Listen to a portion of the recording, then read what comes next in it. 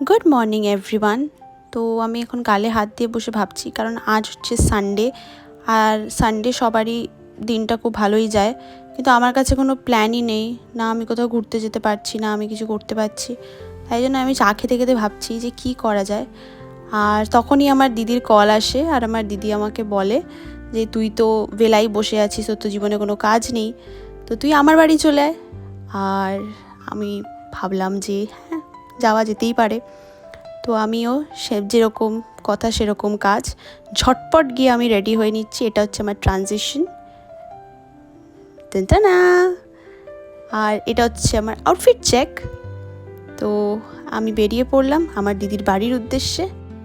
আর তারপরে আমি ওখানে পৌঁছে গিয়ে দেখি যে যখনই আমি গেট খুলি, আমার দিদি ক্যামেরা নিয়ে দাঁড়িয়ে আছে আমাকে আমার ভিডিও করবে বলে।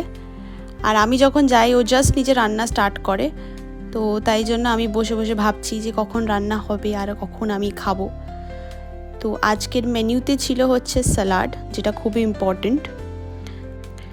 তারপরে হচ্ছে গরম গরম কষা মাংস। আর যারা বাঙালি তারা তো জানবেই যে আলুটা খুব ম্যান্ডেটরি মাংসতে। আর এটা হচ্ছে পনির, আলু আর মটরের সবজি। আর এটা হচ্ছে ফ্রাইড রাইস। আর এটা হচ্ছে আমার প্লেট। আমি সুন্দর করে সাজিয়ে নিয়ে বসে গেছি, আমাকে আলাদা করে বেড়ে দেওয়ার দরকার নেই, আমি নিজেই সাজিয়ে বসে পড়েছি। আর জাস্ট ওয়াও হয়েছিল খেতে। মানে আমার দিদি এত ভালো রান্না করে যে আমি কি বলবো, মানে ফাটাফাটি। তোমরা আমার এক্সপ্রেশন দেখেই বুঝতে পারছো।